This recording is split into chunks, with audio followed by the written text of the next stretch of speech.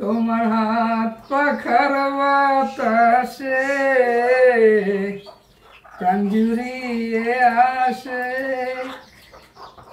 কিছু সময় আরো তুমি থাকো আমার পাশে, থাকো আমার পাশে। আজকে রান্না হচ্ছে মুরগির মাংস। মেয়েটা খেতে যাচ্ছিল, তাই ওর বাবা বাজার থেকে নিয়ে আসছে। আর আমি সকালবেলা উঠে কোনো কাজ বাজ নাই, মাংস রান্না তুলে দিয়েছি। দেখেন একদম কষা কষা হবে কিন্তু রান্নাটা।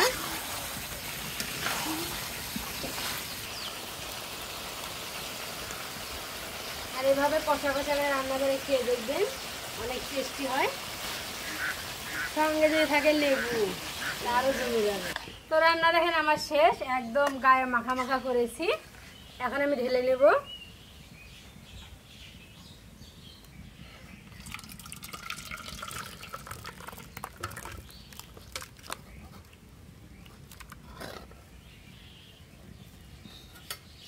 তার পাশাপাশি এই যে মেয়েটার দিকে আবার দেখেন, ভাত খাওয়া বাদ দে দাদির কাছে এসে কি খাচ্ছে দেখেন।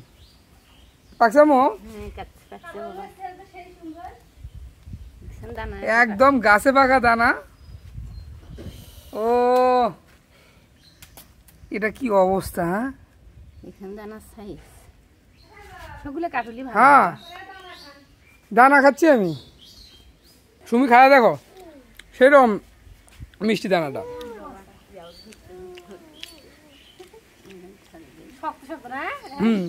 কালারটা সেই একদম শক্ত শক্ত, কিন্তু অনেক ভালো লাগে। একদম গাছে পাকা কাঁঠাল দানাগুলোর অবস্থা দেখেন, একটা ফুল দানা কতটা সুন্দর। আমু কেমন মিষ্টি? সকালবেলা ভাত খাওয়ার আগে দানা খেয়ে নিচ্ছেন মনা। এখন মিষ্টি মিষ্টি খাওয়ার পর ঝাল ঝাল খাওয়া যাবে।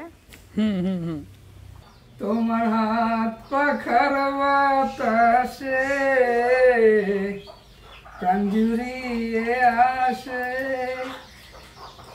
কিছু সময় আরো তুমি থাকো আমার পাশে, থাকো আমার পাশে। তো শ্রদ্ধেয় আকবর স্যারের গানটা মনে পড়ে গেল আজকে খাইতে ধরে। এই যে দিয়েছে একবারে সেই সালাদ।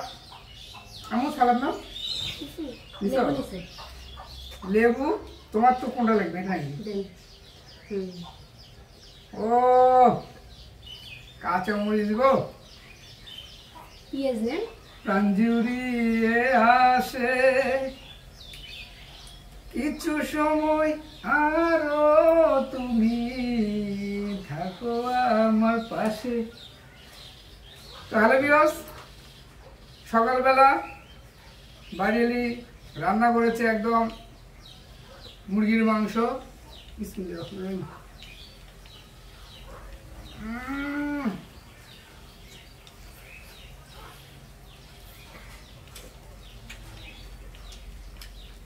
সেই লেভেলে রান্নাটা হয়েছে গো।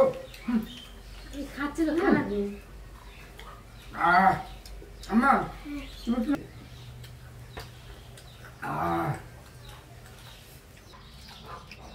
আলু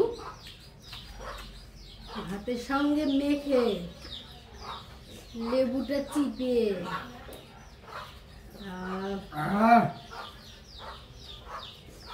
তারপর এক লোকমা ভাত মুখে দিয়ে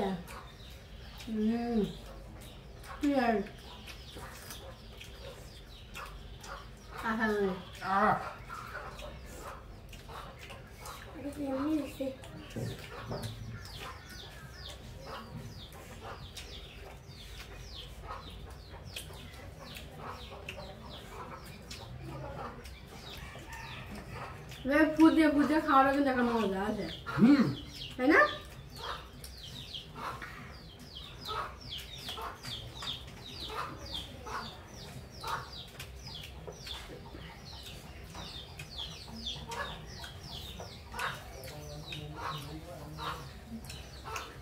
লেবুটা হয় আর জমে গেছে।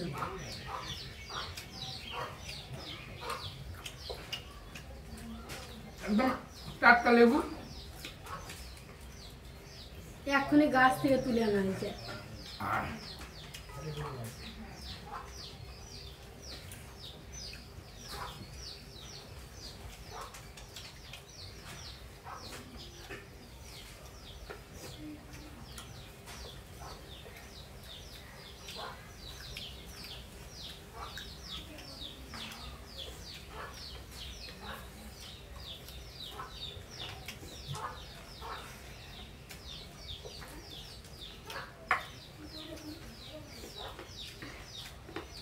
কি শান্তি।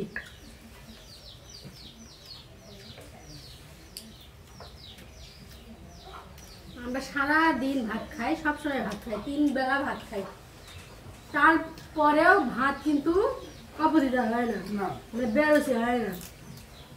ভাত প্রতিবেলা লাগবে। ওই জন্য তো ব্রিটিশরা আমাদেরকে বলেছে মাছে ভাতে বাঙালি।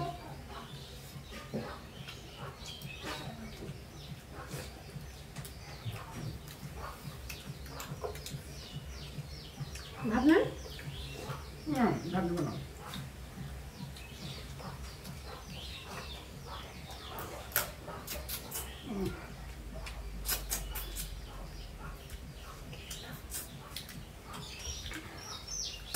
শুধু আপনাকে খাওয়া দেখতেছি। আমি খাওয়া দেখতেছো? একটু মাংস হতো, পুরি পড়ে যায় পুরোটা তো।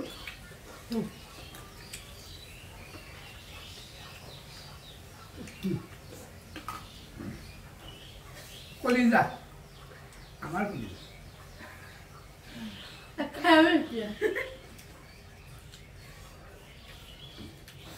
দ্বিতীয় কলিজা, না প্রথম কলিজা। না ভালো লাগছে, খাইতে পারতেছে না।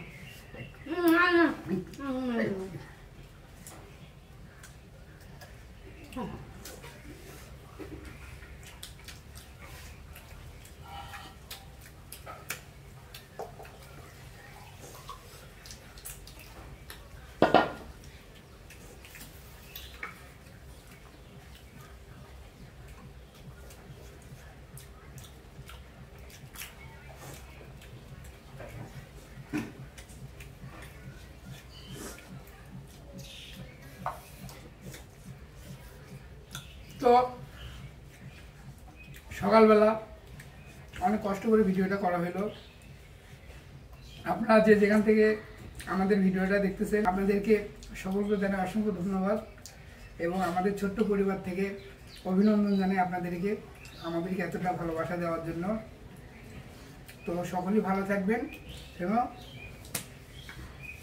আপনার যা কথা আমরা তাই কথা। সবাই ভালো থাকবেন, সুস্থ থাকবেন, খোদা হাফেজ।